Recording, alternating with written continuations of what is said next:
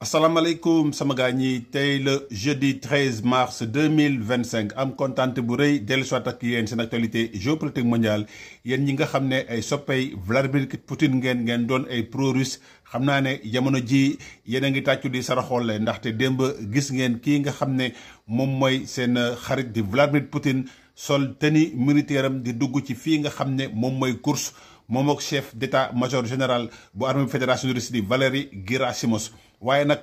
lii nga xam ne mooy image yi kenn mënu koon authentifier ndaxte xam ngeen ne ab njiitu réew buy déplacé wu ci zone de guerre maanaam am nay mbir yu bëri yi nga xam ne dañ koy làq dañ koy nëbb pour bañ kii nga xam ne mooy ki ngay jàmmarool mun saa jot ba mun laa faagagal li am ba des daal comme ni ma leen ko waxee woon wax naa leen ne Valéry Gerasimov ak armée bu fédération de Russie dañoo am benn prouesse bi nga xam ne ils ont fait preuve d'une ruse mooy maanaam dañoo teg xel dëgg lii nga xam ne moom mooy soldat ukrainien yi nekkoon sa course ginnaaw bi nga xamee ne amoon nañu ay jafe-jafe pour conquérir mbir mi ndaxte oo nañ soldat nord coréens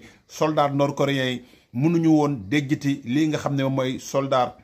ukrainien yi ñoom ginnaaw bi nga xam ne dañoo tëj oléoduc bi nga xam ne moo doon yët gaz Ukraine ak Slovaquie Hongrie ak Slovaquie ginnaaw dakkal boobu nga xam ne dakkaloon nañ ko oléoduc bi te oléoduc bi maanaam diamètre bi toll si 1 m 30 ci oléoduc boobu lañ jaar pour wër ndomb lii nga xam ne moom mooy soldat ukrainien yi wax naa leen lu mat 800 soldats ñoo duggee ci oléoduc bi ginnaaw bi nga xamee ne dindi nañ lépp la fa nekkoon ci gaz parce que ñii nga xam ne ñoo fa njëkkoon dugg xet gi da leen sonoon ba nga xam ne dañoo mujjee woon xam mënuñoo nooy bu baax ñu curé nettoyer cuve ba mu set wicc maanaam lépp li nga xam ne xeetu gaz la ñu dindi ko ba nga xam ne du am benn danger ci soldats yi ci loolu lañ jaaralee lu mat 800 soldats ukrainiens ñu wër ndomb lii nga xam ne moom mooy soldats ukrainiens yi te jamono jii may wax ak yéen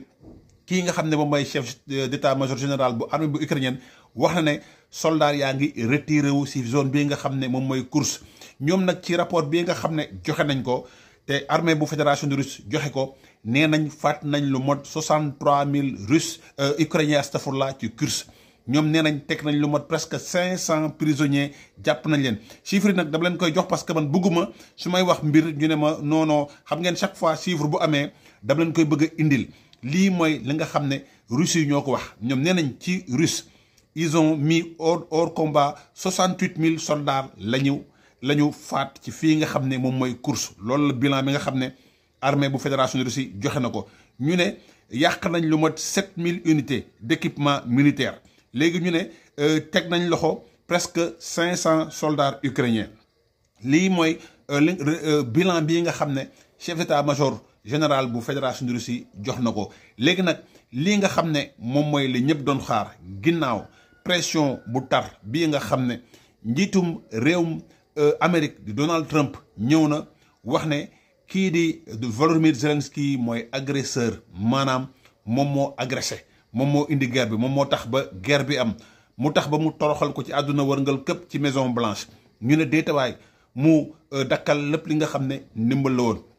ñu ne déetawaay mu dakkal lépp li nga xam ne renseignement la woon réew Amérique doon ko joxe ba mu jëntal ga la nga xam ne soxloon na ko muy terres rares yi mu jot si te xam ngeen ne kii nga xam ne mooy Marco Rubio dafa wax ne bu fekkee ne terres rares yi nga xam ne réew Amérique soxla na ko mu nekk Ukraine ñoom bu ñu ko commencé exploiter rek li ci njeexital bi mooy dinañ wattu kaaraange bu réewum Ukraine léegi nag xam ngeen ginnaaw waxtaan bi nga xam ne moo tukkee Arabie Saoudite te ñu wax ne réewum Amérique ak Kiev d'accord nañ pour amal cessez-le-feu tontu bii nga xam ne moom la leen Vladimir Poutine tontu mooy sol na tenue militaire am xuusandi course te nee na mbir yi pareegul ndaxte ñii nga xam ne ñoo dugg course duñu ay soldats ay terroristes lañ parce que moom jàppewul ay soldats ukrainiens comme ay soldats mais terroristes lañ leneen la nga xam ne toftal na ko si aussi mu ne ñëpp ñi nga xam ne dañ leen teg loxo ñu doon ay étranger maanaam bokkuñu soldats ukrainiens ñooñu kenn du am yërmande si ñoom ndaxte ñooñu ñoo gën a ti garaaw terroristes yi nga xam ne ñoom ñoo nekk course moom ñu muy jàmmar lool ay agresseurs yi nga xam ne dañoo dugg territoire fédération de Russie maanaam soldats ukrainiens yi nga xam ne ñoom dañoo bëggoon indi tontu ci lii nga xam ne armée bu fédération de Russie dugg na ko territoire am teg fa loxo annexé yenn pàcc yi moom nee na ñii nga xam ne ñoo dugg course ñooñu ay terroristes lañ te terroristes yi nga xam ne duñu leen may dara mooy maanaam képp ki nga xam ne yow étranger nga bokk si soldats ukrainiens yi maanaam yow duñu sax def prisonnier ci anam noonu la ko waxee. léegi nag dama bëgg ñëw taxaw def jàngat bi nga xam ne du ànd ak benn parparloo. xam ngeen wax nañ ne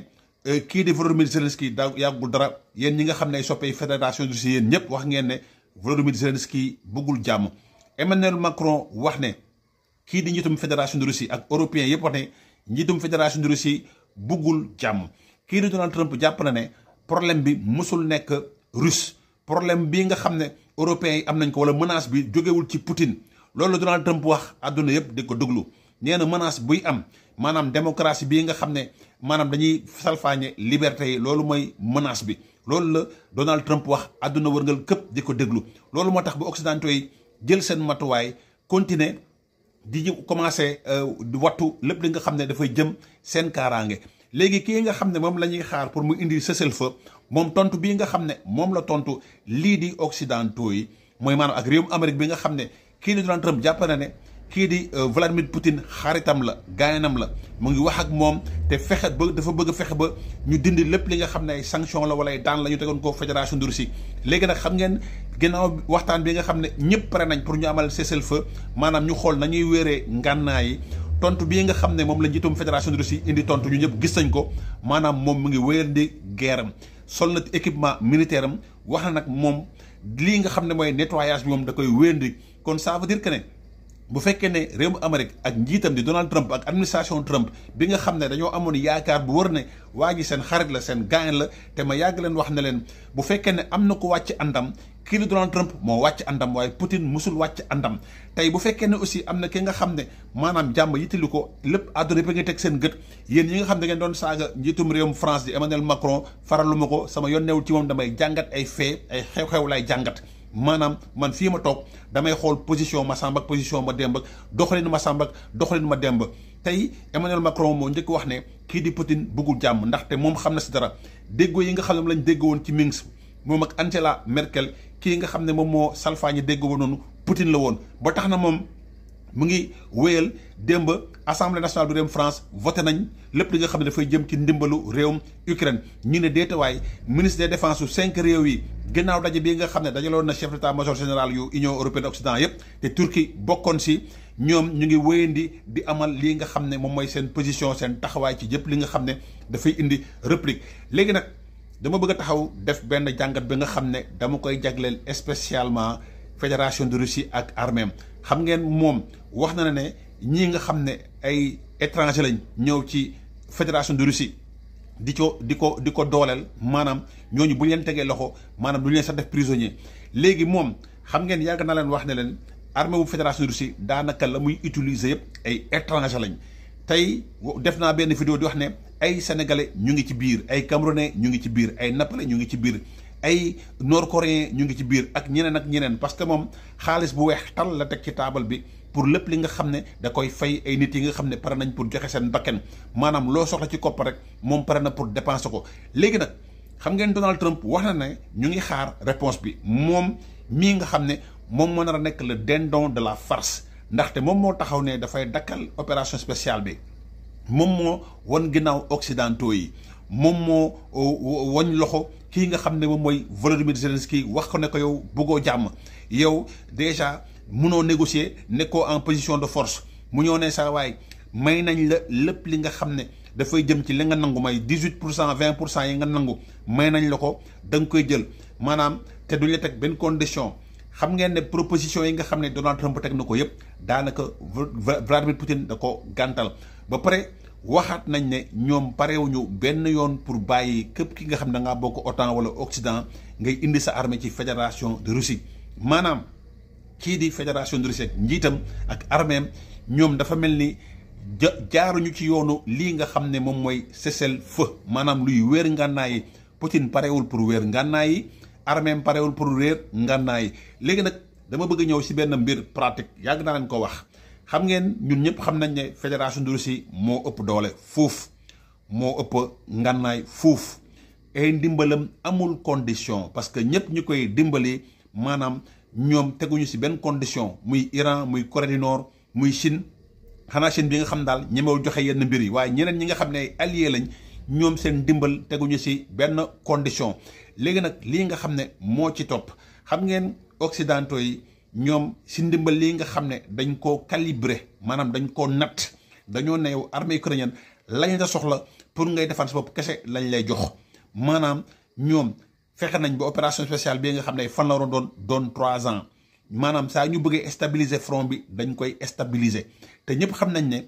pour armée bu fédération de Russie gagner ay territoire ay perte yu jéggi dayoo la waaye perte yooyu noonu mun na koo bañ a yitteel ndaxte du ay doomu réew mi lu si bëri boog ay gan lañ ay doxandeem lañ ay nit la yi nga xam ne dañ leen jël di leen fay xaalis même mu doon wadd par comme ay weñ par jour loolu yoonu njiitum fédération de Russie neew si parce que am na koppar yi nga xam ne mun na koo remplacer ñeneen léegi nag laaj bi mooy lan moo nar a nekk taxawaayu kii nga xam ne moom mooy njiitum réewum Amérique di Donald Trump bii nga xam ne dafa jàppoon ne moom waa ji xaritam lañ te jiboo nañ xam ngeen délégation américaine bi nga xam ne Donald Trump moo ko yónni atterrir na fii nga xam ne moom mooy Moscou mooy maanaam teer nañ Moscou te ñoom de gaw ma ne dinañ fa jëlee dara maanaam sàkkuteef bii nga xam ne moo nekkoon seen sàkkuteef Amérique ak àdduna bi yëpp di déglu ab ñu wéer ngànnaay yi te kii di Vladimir Poutine di wëyal lii nga xam ne moom mooy guerre bii nga xam ne mu ngi koy amal duppee ko opération spéciale est-ce que du tax ba kii di Donald Trump def li nga xam ne kenn mësu koon def parce que moom nee na suy def ay mbir moom yu saf sàpp lay def moom buy def moom du def comme Joe Biden nu muy def léegi nag loolu mooy laaj bi benn xam ngeen ne aussi wax naa leen ne occidentaux yi ñoom taxawaay bii nga xam ne am nañ ko saa ñu bëggee bloquer fédération de Russie am nañ possibilité bloquer ay force lii nga xam ne moom mooy force Russie maanaam bu ñu bëggee ralentir seen opération mun nañ ko ralentir ndaxte ñoom yor nañu renseignement bi américains yi yor nañu renseignement yi nga xam ne lépp lu ñu bëgg a def lu ñu bëgg a jàppale armée bu Ukraine mun nañ ko def léegi laaj bi mooy lan moo nar a nekk tontu kii nga xam ne moom mooy njiitum réewum Amérique di Donald Trump te waxoon naa leen ko njuumte buy am wala perte buy am réewum Amérique moo ci nar a perte moom moo ci nar a xam parce que déjà il se met à dos lii nga xam ne mooy kuréel bi nga xam ne moom la bokkal occidentaux yëpp muy OTAN wax ne amul njëriñ ba dañ ko war a bàyyi parce que Elon Musk wax naa leen ne mu ngi sàkku pour ñu génn OTAN ak génn lii nga xam ne moom mooy fu ñuy waxati mbootaayu xeet yi Nations Unies donc mbir yooyu noonu yëpp suñ ko boolee tey kii di Poutine mu ngi wéyal guerre bi te Poutine bu fekkee ne dafa bëgg a wéyal guerre bi américains yi def ay mbir yi nga xam ne maanaam si li ñuy am ñu romb fa nga xam ne Joe Biden mu ngi ko doon def parce que Joe Biden ñoom lu ñu doon def mooy fexe ba ralentir njiitum fédération de Russie maanaam ñoom bëgguñu woon Ukraine mun a am ay mbir yi nga xam ne dina mën a jël initiative yi ñoom lu ñu bëggoon daal mooy fexe ba Ukraine mun di aar boppam maanaam bu fekkee ne armée russe mu ngi progressé ñu xool nu ñuy ralentir progression boobu noonu léegi nag loolu est-ce que du changer du supparñi lii nga xam ne moom mooy paradigme bi est-ce que du supparñi lii nga xam ne moom mooy yoon bii nga xam ne Poutine jël na ko léegi daal mbir mi leer nañ ci ñëpp ñi nga xam ne dañoo jàppoon ne occidentaux yi ñoom ñoo bëggul jàmm ñoom ñooy yee fitna léegi nag carte gi leer na nañ ginnaaw bi nga njiitum réew bi nga xam ne ñëw na ne woon dafa bëgg a jàmm dafa bëgg ñu wér ngànnaay ñu waxtaan ci wàllum koom-koom léegi xam nañ kan la ay projet am antoogul te lii nga xam ne moom laa leen yàgg wax tey bu ñuy wax agression rek te yàlla tax xam ngeen ne fédération de Russie moo agressé te ñëpp jàpp nañ ne pareegul maanaam bu defaralee bagage Ukraine am na ñeneen ñu si topp loolu la occidentaux yi yàgg wax ngeen ne loolu nekkul ci boppu kii nga xam ne moom mooy Vladimir Poutine donc yéen ñi nga xam ne tey da ngeen di xeex indépendance pour seen réew man de xaw ma ban façon indépendance ngeen di xeex parce que yow mënoo sàkku démocratie ak indépendance pour sa réew ba pare di jàppal kenn ki nga xam ne mu ngi noot ay askan yi nga xam ne bu ñuy wax de légitimité wax naa leen ko de xaw ma ndax occidentaux yi mooy maanaam français yeeg européens yi nga xam ne ñoom dañuy jàppale Vladimir Poutine di diingat wala di xeex seeni njiit ko mel ni Emmanuel Macron tey de bu fekkee ne maanaam Poutine song na Europe xaw ma ñoom lu ñuy wax te wax naa leen ne africains yi nga xam ne ñoo fa nekk bal buy njëkk a tàkk ñoom ñooy njëkk a laaj paas dellu soit Afrique te Afrique bii ne xam ngeen ne neexul maanaam li fi nekk ci jafe-jafe yéen ko gën a xam parce que lu tax ba soo leen ñëwee vacances doo leen fi yàgg tuuti ngeen fi def ndax situation yi ngeen fii bàyyeeg ak laaj yi ngeen fii bàyyeeg pression yi ngeen fii bàyyee ba tax na vacances sax mënutu leen ko fay yàgg ci réewum Sénégal donc yéen ñi nga xam ne yéen a bëgg a ñam lu ñuy wax régime autocratique ñaan leen yàlla rek ba kii di Poutine am ndam ci occidentaux yi parce que boobaa di ngeen xam lan mooy autocratie yéen ñi nga xam ne ngeen yàgg dund lu ñuy wax démocratie di leen jox dig daje bu si kanamee pour actualité politique nationale seen xarit la woon Léon Baltasar le Caméléon ñu lay ñaanal kenn du lu jàmm ak salaam